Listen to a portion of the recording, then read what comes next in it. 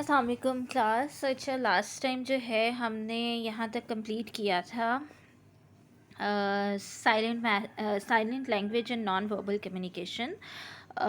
Next जो है that is are there social rules about space? A large number of messages about status and liking are structured into interaction, and a great deal of influence on social encounter is exerted by space and its management. Proxemics. These factors position people both literally and metamorphically in relationship to one another. Space carries forceful messages about relationships and is a powerful ingredient in the mix of non-verbal and verbal indicator of liking. Space even gets into our talk about relationship. For example, we talk about being close to someone. Close is a word that literally refers to space and yet we use it metamorphically. अच्छा, अब ये देखो, उसने कहा कि are there social rules about space. क्या ये जो स्पेस होती है बिटवीन कि हम किसके कितने ज़्यादा क्लोज हैं, किससे कितना इंटरेक्ट करते हैं, किससे नहीं करते, कौन हमारे लिए कितना इंपॉर्टेंट है, कितना नहीं, इसके कुछ सोशल रूल्स होते हैं। A large number of messages about status and liking. ठीक है, आपकी बहुत सारे मैसेजेस जो कि आप किसी को पसंद करते हो या किसी का स्टेटस आपकी ज़िंदगी में क्या है, आर स्ट्रक्चर्ड इनटू इंटरेक्शन, कि आप किससे कितनी ज़्यादा इंटरेक्शन करते हो, and a great deal of influence on social encounter, कि आप जब भी सोशल इनकाउंटर होता है कि आप किससे कितना ज़्यादा मिलते हो या मिलना चाहते हो और आप उससे कितना ज़्यादा इन्फ्लुएंस होते हो। ठीक है, is exerted by space and it's management. और ये सारी चीज़ें उस स्पेस से और इसकी मैनेजमेंट से होती है कि लाइक आपको वो बंदा अपने कितने करीब आने दे रहा है या आपकी वो कितने करीब है। ठीक है, these factors position people both literally and metamorphically in relation to one another. ये जो positions होती है ना, हमने जो बनाई होती है हर किसी की हमारी ज़िंदगी में क्या जगह है, ठीक है, वो literally and metamorphically in relation to one another, इसको आगे वो कैसे explain करते हैं, इसको कहते हैं space carrying forceful messages about relationships. ये जो space हमने हर किसी को दी हुई होती है ना, ये एक forceful message carry करता है about किसी भी relationship के बारे में, and is powerful ingredient in the mix of. अब इसमें आपकी इंग्रेडिएंट क्या आती है, दैट इज़ आपका non verbal verbal indicator liking का, डिसलाइकिंग का। ठीक है, कि आप वर्बली भी एक्सप्रेस कर रहे होते हो, नॉन वर्बली भी शो कर रहे होते हो कि कौन सा शख्स को आप कितना पसंद करते हो और उसे अपने कितने करीब समझते हो और कितना नहीं समझते। ठीक है, space even gets into our talk about relationship. ठीक है, जब भी हम रिलेशनशिप की बात करते हैं तो उसमें भी स्पेस आती है। जैसे उसने कहा कि जब आप कहते हो कि मैं अपनी बहन के बहुत करीब हूँ या मैं अपनी अम्मी के बहुत करीब हूँ या मैं फ़लाना बंदे के बहुत करीब हूँ, दैट इज़ क्लोज। क्लोज, करीब, ये स्पेस ही आ गई ना कि आप किसी को कितना स्पेस दे रहे हो। ठीक है, तो ये उसने कहा कि हम ये वर्ड मेटामॉर्फिकली यूज़ करते हैं कि we are not very close friends या वी आर क्लोज फ्रेंड्स। ठीक है, सो इट मीन्स कि आप वो स्पेस ला रहे हो अप्लाइंग टू रिलेशनशिप अबाउट अनथिंकिंगली, कि आप बगैर सोचे समझे ये ला रहे होते हो। We can even talk about growing apart when we means that our liking for someone is decreasing और our relationship with them is getting more difficult. ठीक है, बिल्कुल वैसे जैसे आप क्लोज की बात करते हो वैसे आप कहते हो कि यार we are now interacting less, या वी आर ग्रोइंग अपार्ट, या वी डोंट इंटरेक्ट मच, या इस तरह की जो भी आप यूज़ करते हो, that is growing apart is basically हम आहिस्ता आहिस्ता दूर होते जा रहे हैं, या हम कहते हैं नहीं वो तो मुझसे दूर होती जा रही है। So that is something related to space, कि हम स्पेस की बात कर रहे हैं कि अब हमारा रिलेशन पहले इतना स्ट्रॉन्ग था, इतना क्लोज थे, हम अब कम होता जा रहा है, या हमारी इंटरेक्शन कम होती जा रही है, या डिफ़िकल्ट होता जा रहा है, तो ये दूर जाता जा रहा है। In fact special metaphors run through much of our thinking about relationship and there is a reason for that. अच्छा, अब स्पेशल मेटाफॉर ये किसको कहते हैं, ये कहते हैं runs through much of our thinking about कि किसी भी रिलेशनशिप के बारे में जो आपकी सोच आपके माइंड में चल रही होती है और आप उसको जो रीज़न दे रहे होते हो वो स्पेशल मेटाफॉर है। ठीक है, कि जैसे अब अगर हम इन अदर वर्ड्स, अगर हम इन रोमांटिक वर्ड्स में कहें तो आप अक्सर हम सुनते हैं ना कि हीरो या हीरोइन या लोग इस तरह से एक्सप्रेस करते हैं कि मैं तो उसके बगैर रह ही नहीं सकता या मैं तो उसके बगैर मर जाऊंगा। सो that is something special metaphor कि आप अपने माइंड में बनाते हो कि इस रिश्ते की आपकी ज़िंदगी में इतनी अहमियत है कि आप उसके बगैर सांस नहीं ले सकते, या इतनी क्लोजनेस उसमें आप शो कर रहे होते हो. So space influence the way in which we relate to others and it communicates message of power. अच्छा, स्पेस जो है वो इन्फ्लुएंस करती है कि किस तरीके से हम किसी से कम्युनिकेट कर रहे हैं और कितना कम्युनिकेट कर रहे हैं, कितना नहीं कर रहे. इसमें आपकी मैसेज ऑफ पावर भी आ जाती है कि आप किस मैसेज ऑफ पावर है ना, कि जैसे पेरेंट्स आपको डांट के कुछ कह सकते हैं because they message of power आती है, और वो आपको क्यों डांट के कह सकते हैं, क्योंकि आप उनकी औलाद हो. ठीक है, वो किसी और की औलाद को इतना डांट के नहीं कह सकते जितना आपको कह सकते हैं. लाइकिंग, एटीट्यूड, ये हर चीज़ आपका उसके अंदर आ जाता है. There is a rich array of metamorphical statement about power and position that are made in special terminology. ठीक है, for example we talk of people being high and mighty. हम कुछ लोगों के बारे में कहते हैं कि यार they are high, they are mighty. यार जैसे हम कहते हैं ना, अब like for example we all say this ना, कि वज़ीर आज़म तक अपना मैसेज आप कैसे पहुंचा सकते हो, या आप उनसे कैसे बात कर सकते हो, या वो आपसे क्यों बात करेंगे, या सुप्रीम कोर्ट का जज जो है वो मेरे रिश्तेदार हैं. दैट इज़ हम उनकी एक पावर और माइटीनेस को शो कर रहे होते हैं.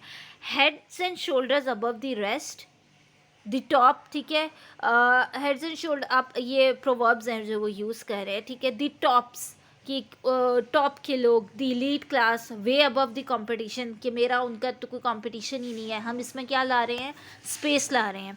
द ग्रेटनेस, ये उनकी बड़ाई है. It is the greatness of prime minister. ठीक है, so that is, it is the greatness of head of department, या it is the greatness of vice chancellor.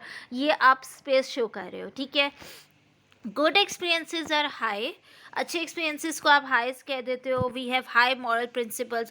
पहली तो आपने किसी की पोजीशन बताई.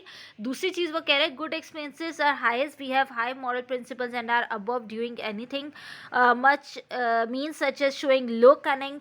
अच्छा, अब हम हमारी किसी के साथ अच्छी होती है अंडरस्टैंडिंग, या हम हमें किसी से की तरफ पॉजिटिव होती है, तो जैसे हम कहते हैं ना कि he motivated me in a high manner, या he give me always positive vibes. That is the space you are giving ना, कि उससे बात करके मेरे मोरल हाई हो जाता है. ठीक है, या मेरी मोटिवेशन लो हो गई, क्यों, क्योंकि मैं शाय फील किया मैंने किसी ग्रुप में बोलते हुए, या लोगों ने मुझे स्नप कर दिया तो मेरी मोटिवेशन लो हो गई. ठीक है, so that is how we explain this space ना.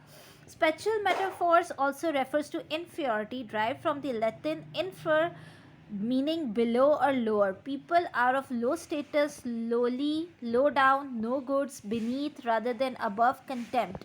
A bad experience is a downer and we feel low. अब वही आ जाता है कि स्पेशल मेटाफोर्स वो कहते हैं कि इन्फियोरिटी को भी हम एक्सप्रेस करते हैं इस तरह से, जब आप कहते हो फीलिंग लो, या these people are low status. ठीक है, या it is of no good. ठीक है, सो ये क्या है, आप अपने बैड एक्सपीरियंसेस को लोअर उसमें शो करते हो. In something bad, in doing something bad we may stoop low और लेट अदर्स डाउन. जब हम कुछ बुरा कर रहे होते हैं, या हमारी नज़र में कुछ बुरा होता है दूसरा का, तो हम उसे या तो लेट डाउन करने की कोशिश करते हैं, या अपने आप को लो फील करते हैं. When we assert our self on the other hands, जब हमें लगता है कि हमने कुछ अच्छा किया है, हमने पॉजिटिव किया है, तो हम स्टैंड अप आवर सेल्फ्स, या हम दूसरों को मोटिवेट कैसे करते हैं, हम उन्हें कहते हैं थम्स अप करके, या वेल डन इस तरह से, या यू आर टू गुड, इस तरह आप शो कर रहे होते हो दैट हाईनेस ना. ठीक है, powerful social rules govern actual rather than metamorphical use of space in social situations too. अब वो कहता है ये जो पावरफुल सोशल रूल्स हैं ये गवर्न करते हैं हमारी एक्चुअल सोशल सिचुएशंस को भी. These work through postures, gestures and orientation, कि हम अपनी जो ओरिएंटेशन दे रहे होते हैं हमारे पॉस्चर्स एंड गेस्चर्स से भी शो हो रहा होता है कि लाइक आप अपने सोशल रूल्स एक्सप्लेन कर रहे होते हैं. That is the way our body is facing and various other subtitles like eye movement, but are so powerful that the very discussion of non-verbal communication is hard to do, and we rarely refer directly to someone's non-verbal behavior, or to do so is rude or aggressive. ठीक है, wipe that smile off your face, look at me when I'm talking. जैसे उसने कहा ना कि कोई आपसे कहता है ये हंसना बंद करो, मेरी आंखों में डाल के बात करो, दैट इज़ कि वो आपसे ऊंचा है और आपको डरा रहा है, या जैसे आप किसी बच्चे को डांट रहे हो तो बच्चा जो है वो क्या फील कर रहा है, that is you are above and is lower, ठीक है. The rarity of such comments emphasizes that the competent use of non-verbal communication is a prerequisite to relating to other people. The rule system for competent non-verbal communication makes 6 basic assumptions. वो कहते हैं कि ये जो rule system है आपके कितने competent हैं आप अपने non-verbal communication में, उसकी basic 6 assumptions कहते हैं कि number 1 is the use of non-verbal cue is identifiable and recognizable, कि आपका जो non-verbal message जब तक आइडेंटिफाइबल नहीं होगा, रिकग्नाइज नहीं अगला बंदा करेगा, तो उसका कोई मतलब नहीं है. Operation of non verbal cues is systematic even if we occasionally ambiguous. अच्छा, अब ये हमेशा हमारे आप देखो हमारी डेली इंटरेक्शन में हमारे नॉन वर्बल कम्युनिकेशन सिस्टमैटिक होती है, ठीक है. कभी कभी उसका गलत मतलब जाएगा, लेकिन यूजुअली ये अंडरस्टूड हो जाएगी.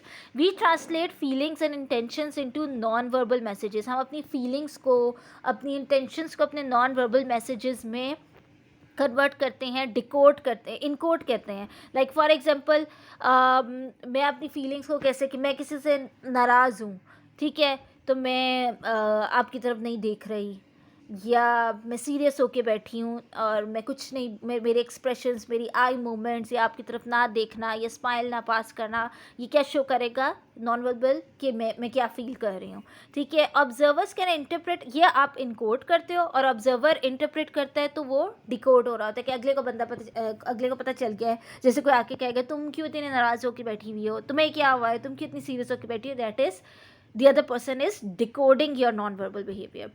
Whether we intend it, observers decode our behavior as relationally relevant, even attending to signals that we thought successfully concealed.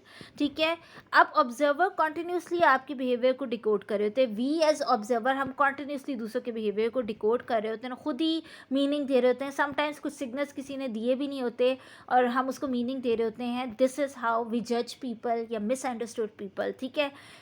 Non-verbal communication is judged in cultural context such that a behavior appropriate or meaningful.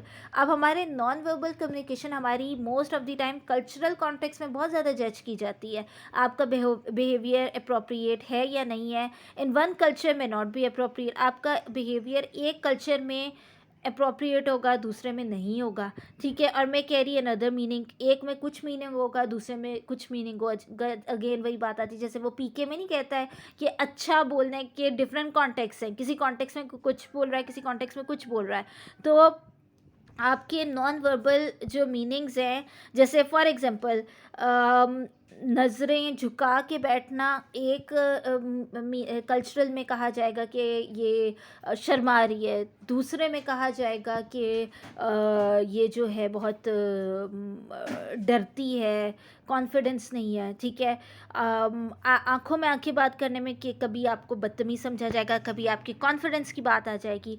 वही है ना कि जैसे अब वो पीके में भी कहता था कि कहीं पे कुछ मीनिंग दिया जा रहा है, कहीं पे कुछ मीनिंग दिया जा रहा है. So that is how people decode our message ना.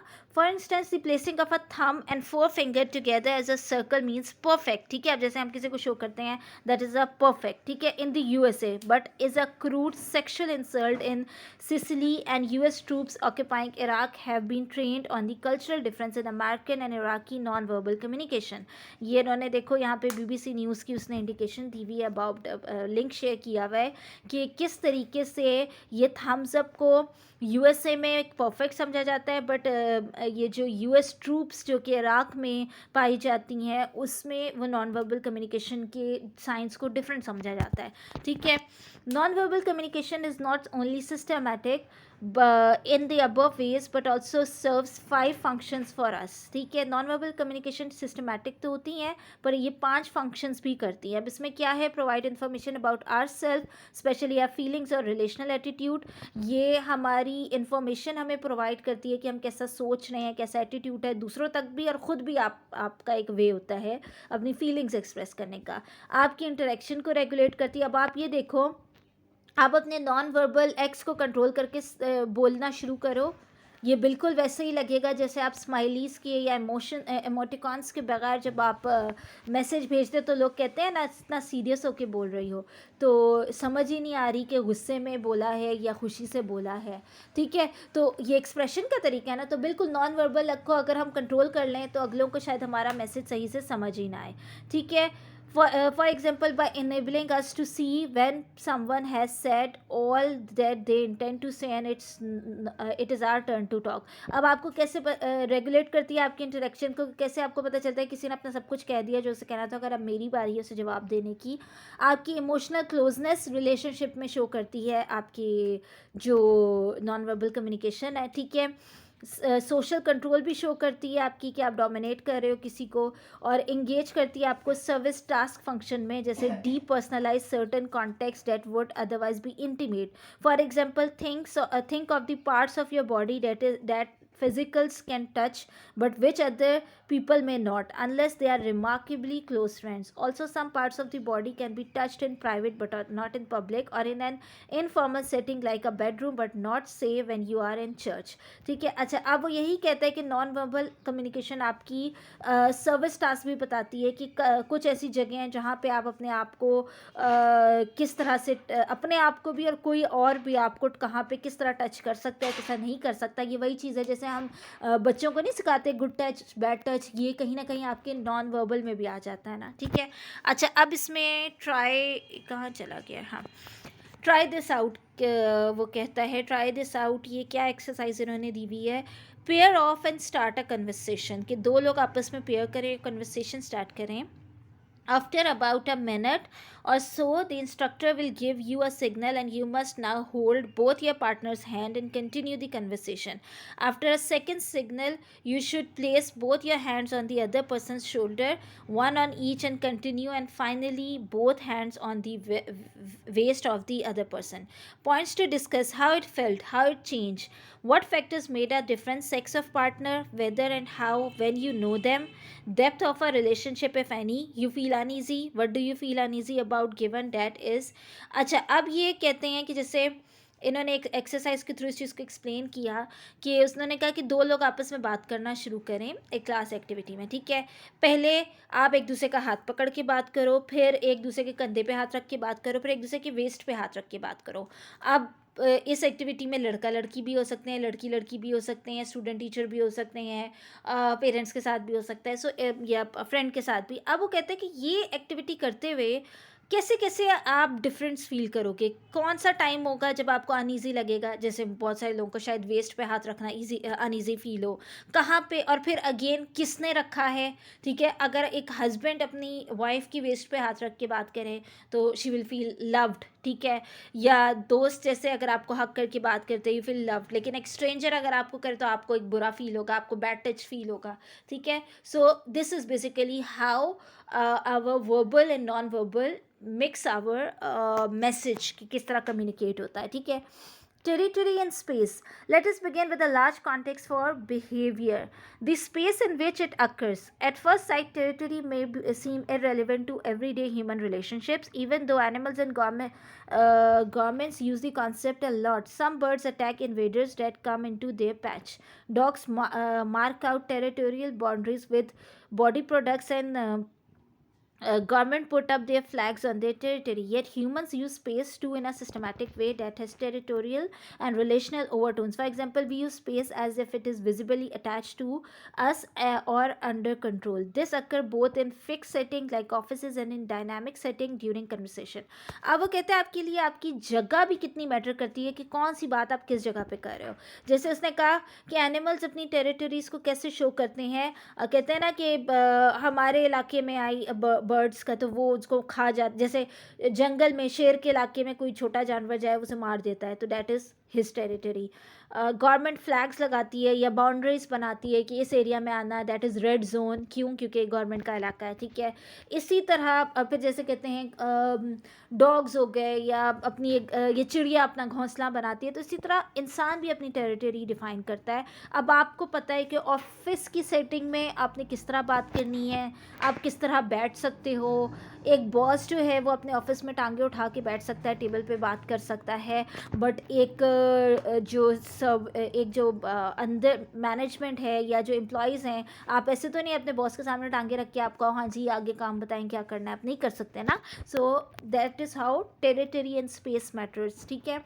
With in the journal study of proxemics differentiated space into intimate direct contact to around 18 inches away from another person, obviously someone we know and like, personal around 18 inches 46 centimeter to about 4 feet apart, usually used when talks and casual friendship or acquaintance, social around 4 feet to around 12 feet apart, usually used for business transactions and in personal encounters of public, 12 more than 12 feet apart, how a speaker at public event stands away from the audience. अच्छा, ये जो hall basically writer है जिसने research की इसके ऊपर, तो इन्होंने बताया कि जर्नल स्टडी में प्रॉक्सिमिक्स को वो कैसे इंटीमेट वे प्रॉक्सिमिक्स को वो कैसे एक्सप्लेन करते हैं. वो कहते हैं कि जो आपके इंटीमेट रिलेशंस होते हैं जिनके साथ आपका बहुत डायरेक्ट कांटेक्ट है, intimate that is your love relationships, ठीक है, या योर रोमांटिक रिलेशनशिप्स, उसमें हम वो कहता था कि 18 इंच का फासला होता है ऐसे लोगों के दरमियान. ठीक है, क्योंकि आप एक दूसरे को लाइक करते हो या आपका कैसा रिलेशन है. पर्सनल में वो लोग आते हैं जैसे आपके फ्रेंड्स हो गए, बहन भाई हो गए, उनके साथ आपका 18 इंच से 4 फिट्स का फासला होता है. ठीक है. सोशल में आपकी 4 फिट से 12 फिट का फासला होता है. जैसे सोशल में आ जाता है जैसे आपकी कोई बिजनेस ट्रांजैक्शन हो रही है या इम्पर्सनल, जैसे क्लास का ग्रुप है, उनकी कोई पार्टी है या इस तरह की है और आप बात करें. पब्लिक में जब आप खड़े हो, जो बिल्कुल स्ट्रेंजर्स भी होते हैं या जैसे एक पब्लिक स्पीकर है वो ऑडियंस से बात कर रहा है, तो उसमें 12 फीट से ज़्यादा का फासला होता है. तो नेक्स्ट टाइम जब आप लोग ऐसी इंटरेक्शंस रखो तो इन फासलों का ख्याल रखना कि 18 इंच तक हर किसी को आने की इजाज़त नहीं होती. बहन भाई जो है या दोस्त जो हैं वो 18 इंच से 4 फिट तक रह सकते हैं. सोशल में 4 से 12 तक रह सकते हैं और 12 से आगे जो है वो पब्लिक में. और इसमें मुझे अपने पॉइंट ऑफ व्यू देना है कि क्या हम इन चीज़ों का ख्याल रखते हैं या कॉन्शियसली एंड अनकॉन्शियसली हमारा माइंड किसी के करीब जाने से या दूर होने में इतने फासले को खुद ही बनाने लगता है. और ये जो इसने बात की, is it a right thing और नॉट, ये आप लोगों ने मुझे बताना है अपने फीडबैक में. This is your first task. Okay. As long as we can breathe comfortably and basic biological needs are met, for example we are not too hot cold, then social culture and relational rules for distribution of space will be offered. In different relational contexts we are comfortable with different distance. Imagine talking to friend to a teacher and going to a lecture. You would not sit as close to a teacher giving a lecture as you would to a friend telling a story. Another thing is that we get to know someone better, so we indicate this by holding conversation at smaller distance from each other. अच्छा, वो कहता है कि दो तरीके से आती है. As long as you breathe comfortably, अगर आप कंफर्टेबली ब्रीथ कर सक रहे हो, यानी अब ये नहीं है कि कोई आपके ऊपर चढ़ के ही बैठ गया कि सांस भी नहीं आ रहा या आपका दम घुट गया है. ठीक है. और बायोलॉजिकल आपकी नीड्स पूरी हो रही है, आपको आपकी स्पेस मिल रही है, आप ना ही बहुत कंजस्टेड फील कर रहे हो, ना ही बहुत ज़्यादा जो है ओपन फील कर रहे हो. ठीक है. अब इसमें फिर सोशियो कल्चर रिलेशनल में आ जाते हैं. कहते हैं कि अब आप देखो जब टीचर पढ़ा रही होती है क्लास में, आप ऐसा तो नहीं कि आप टीचर की आंखों में आंखें डाल के सुन रहे होते या बिल्कुल टीचर के पास खड़े होके कहते हैं हाँ जी बोलें अब आप लेक्चर सुना, ऐसा नहीं होता ना. लेकिन आपने दोस्त के कंधे पे हाथ रख के, दोस्त के ऊपर समटाइम्स आप जैसे आपस में बैठ के बात कर रहे होते हो, कंधे पे सर रख के उसकी स्टोरी सुन रहे होगे. या कभी कुछ लोग को जैसे अक्सर यूनिवर्सिटी में लड़कियां बैठी भी होती हैं एक दूसरे के सर गोद में सर रख के या कंधे पे. This is kind of activity we do like in university setup. So वो क्या है कि आप अपनी बहन से बात कर रहे हो तो इस तरह से बात कर रहे हो. सो वो एक सिस्टम और है जहाँ पे या हम अपनी जैसे अम्मी से बात कर रहे हो या अब्बू हैं, तो आपकी एक स्पेस का डिफरेंस उतना होता है जो कि किससे कितना करीब आके आप बात कर सकते हो. The more intimate we become emotionally, the more intimate we get spiritually, we get closer into senses and will more often touch people we know very well. ठीक है. जितने आप अब ये इंटीमेशन जो है ये आपकी आती है आपकी फीलिंग्स, आपके इमोशंस से है. That comes from your mind, from your feelings, from your emotions. ठीक है. अब आप जितने ज़्यादा किसी से इमोशनली कनेक्टेड हो उतना आप उसके साथ इंटीमेट होते हो. लाइक आप ये देखो, आप अपनी बहन के साथ इतना आप उसको तंग भी करोगे, उसके क्लोज़र भी होगे, क्यों? क्योंकि आपका एक इमोशनल कनेक्शन है, ठीक है? आपकी वो फ्रेंड जो जिसके साथ आप बहुत ज़्यादा अटैच होगे, आप उसके क्लोज़र रहोगे, लेकिन आप हर फ्रेंड के क्लोज़र नहीं आते, ठीक है? फिर आपकी चीज़ आती है कि आप हर किसी को खुद को टच नहीं करने देते, ठीक है ना? It can be only those people जो आपके जिनके साथ आपका एक इंटीमेट काइंड ऑफ रिलेशन है। आपके अम्मी अब्बू हो गए, आपके बहन भाई हो गए, आपकी क्लोज फ्रेंड्स हो गए, हस्बैंड वाइफ हो गए, ठीक है? So in relational settings the use of different sort of space conveys different messages, ठीक है? अब रिलेशनल सेटिंग्स में different use of different sort of space जो है वो डिफरेंट मैसेजेस जो है वो देती है। अगेन नैप एंड हॉल ने डिस्टिंग्विश किया 4 डिफरेंट टाइप्स में रिलेशनल सेटिंग्स को। नंबर 1 आती है प्राइमरी टेरिटरी। प्राइमरी टेरिटरी कौन सी है? Always ours. ये वो है जो आप जैसे आपका अपना बेडरूम, आपका अपना कमरा, ये आपकी प्राइमरी टेरिटरी है, सेंट्रल टू आवर लाइफ्स। जैसे आपकी का घर है, आपकी गाड़ी है, आपकी बॉडी है, आपका वॉलेट है, आपके पर्स है, आपकी अपनी बिलोंगिंग्स हैं, ठीक है? आपके अपने बर्तन हैं, ठीक है? आपका अपना बेड है, अपना तकिया है, ये वो चीज़ है जो आपकी प्राइमरी टेरिटरी है। इसको हर कोई यूज़ नहीं कर सकता, हर कोई हाथ नहीं लगा सकता। अब आप देखो, आप अपने अब्बू का पर्स पूछे बगैर जाके नहीं खोलते, नहीं तो डांट पड़ेगी डेफिनेटली। दैट इज़ एन आपका पर्स, ठीक है? इवन हम फैमिलीज़ में भी ये चीज़ होता है ना कि भाई का पर्स नहीं खोलना पूछे बगैर, या अम्मी का, या आपका पर्स है, नो वन विल गो या उसको टच सिर्फ वो कर सकते हैं जिनको आप परमिशन देते हो, ठीक है? आपकी गाड़ी ऐसे तो नहीं हर कोई उठा के यूज़ करके ले, नहीं, आपकी टेरिटरी है। आपके घर हर कोई तो नहीं घुस आता ना, जिसको आप आने देते हो वही आ सकता है। आपके कमरे में हर कोई नहीं आ सकता, जिसको आप आने देते हो वही आ सकता है। आपकी बॉडी को हर कोई यूज़ नहीं कर सकता, टच नहीं कर सकता, जिसको आप करने देते हो वही होता है। आपके दिल में, आपकी फीलिंग से भी हर कोई नहीं आ सकता, जिसको आप आने देते हो वही आ सकता है। सो दैट इज़, आपका दिल भी जो है वो आपकी प्राइमरी टेरिटरी होता है। हर किसी को उसमें जगह नहीं मिलती, ठीक है? और देनी भी नहीं चाहिए, ठीक है? Secondary territory is not central to our lives nor exclusive to our use, such as TVs in common rooms. Secondary territory वो होती है कि वो चीज़ जो कि हमारी ज़िंदगी का हिस्सा नहीं होती, हमारे लिए एक्सक्लूसिव नहीं होती, जो एक कॉमन चीज़ होती है, ठीक है? जैसे टीवी हो गया जो कॉमन रूम में लगा हुआ है, अब वो सारे बहन भाइयों का है। आप तो नहीं कहा कि ये मेरा टीवी है, हट जाओ, ऐसा नहीं होता ना। हाँ, but you will say that is my mobile, ठीक है? अपने मोबाइल में आपने अच्छे कड़े पासवर्ड डाले होते हैं, भाई मेरा मोबाइल है, हर कोई नहीं खोल सकता, ठीक है? पब्लिक, ये आपकी सेकेंडरी टेरिटरीज आ गई। उसके बाद आ जाती है आपकी public territory, available for temporary occupancy bye anyone, park benches और बस सीट्स। पब्लिक टेरिटरी वो होती है जिस पे पब्लिक में हर किसी का हक है, ठीक है? जैसे पार्क्स हो गए। अब आप ये तो नहीं कहोगे ये मेरा पार्क है, आपके घर का गार्डन आपका हो सकता है, पार्क आपका नहीं हो सकता, उसका बेंच आपकी मलकियत नहीं होती, यूनिवर्सिटी के बेंचेस आपकी मलकियत नहीं होती, क्लास आपकी मलकियत नहीं होती, बस की सीट आपकी मलकियत नहीं होती। दैट इज़ कुछ टाइम के लिए आपको मिलती है, that is public territory. Personal space refers to that space legitimately claimed or occupied by a person for the time being. आपकी पर्सनल स्पेस वो होती है जिस पे आपका कंप्लीट हक होता है एक टाइम तक, या जितने टाइम तक आप उसे एक्सप्लेन कर रहे हो। In the course of everyday interaction, entry into our space by other people. अब ये हमारी डेली इंटरेक्शन में हमारी स्पेस में by other people send different signals. हर कोई एक डिफरेंट सिग्नल देता है जो आपकी स्पेस में आ सकता है, depending on the space and kind and duration of entry, कि आप किसी को कितनी स्पेस दे रहे हो, किस तरह की स्पेस दे रहे हो, और कौन कब तक आ सकता है। For example, if someone else sit on the same park bench, that is not a violation of our personal space, even though we might resent them using it, ठीक है? अब कोई आपका मतलब लाइक जैसे यूनिवर्सिटी का पार्क है, उसके बेंच पे कोई बैठा हुआ है, तो वो आपकी पर्सनल स्पेस की वायलेशन नहीं कर रहा, ठीक है? लेकिन हाँ, कोई आपके बेडरूम में आके आपके बेड पे बैठा होगा जिसको आपने परमिशन नहीं दी, तो वो आपकी पर्सनल स्पेस की वायलेशन करेगा।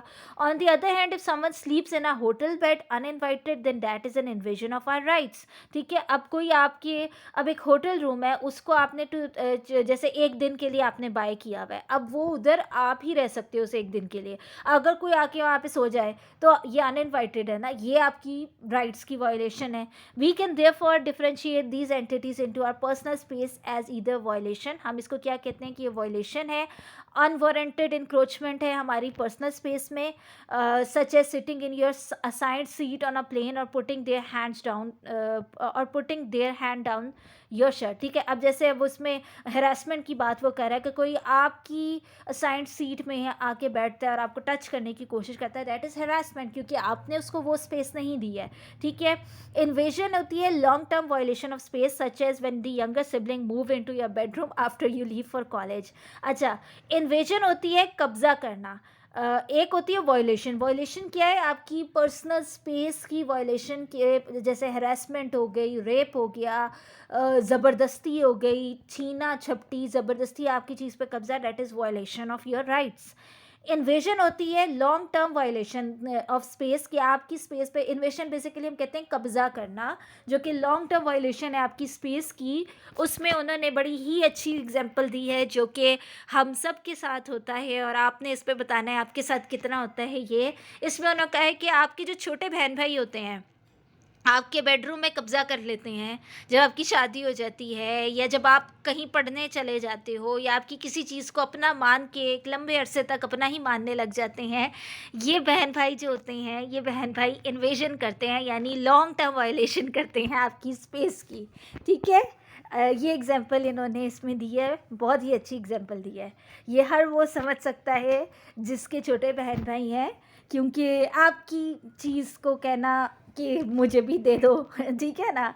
सो हर वो चीज़ जो आपकी है उसको लंबे अरसे तक कब्ज़ा करना, that is invasion. And contamination, defilement of personal space, ये आप लोगों ने मुझे एक्सप्लेन करना है इन्वेजन के ऊपर अपनी भी एग्जांपल्स, ठीक है। Contamination, defilement of personal space such as you would feel after a burglary और if someone throw up on your living room carpet, we can attempt to prevent such entry. अच्छा, contamination क्या होती है? Defilement of personal space, कि आपकी personal space को ख़राब करना, ठीक है।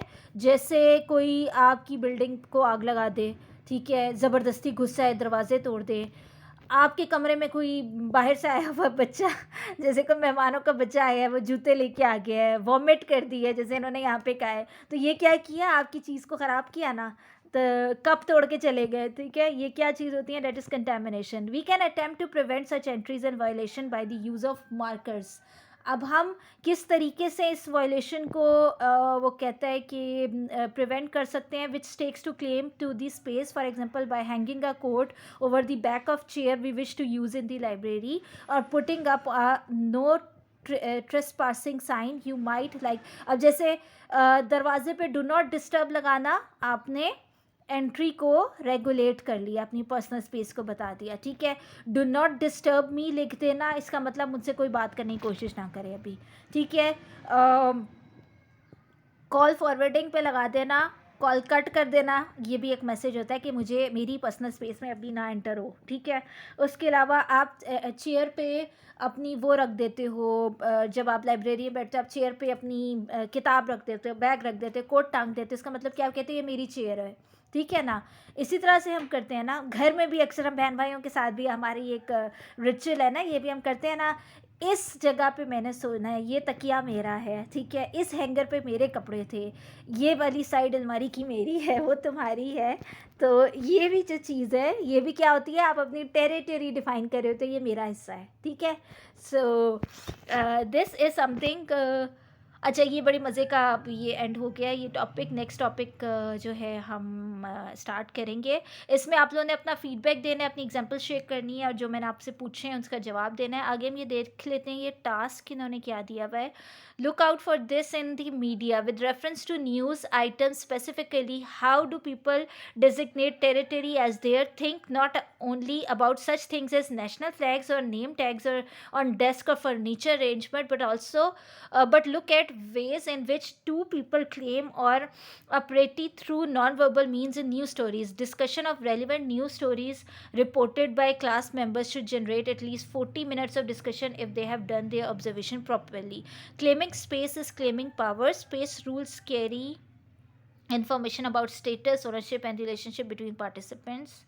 अच्छा, ये न्यू टॉपिक स्टार्ट हो रहा है, आई थिंक सो, हाँ ठीक है। अच्छा, अब इसमें उन्होंने ये जो कहा है ना कि इन्होंने ये एक एक्टिविटी दी हुई है कि आप मीडिया में, लाइक आप ड्रामों में, मूवीज़ में आप देखो और ऑब्जर्व करो, ऑब्जर्व करके निकालो कि लोग अपनी पर्सनल स्पेस को किस तरीके से डिफ़ाइन करते हैं। जैसे लॉयर है, अपने कमरे के बाहर लिख देता है कि ये फलाना एडवोकेट का कमरा है, अपनी टेबल के ऊपर रख देता है नाम अपना लिख के।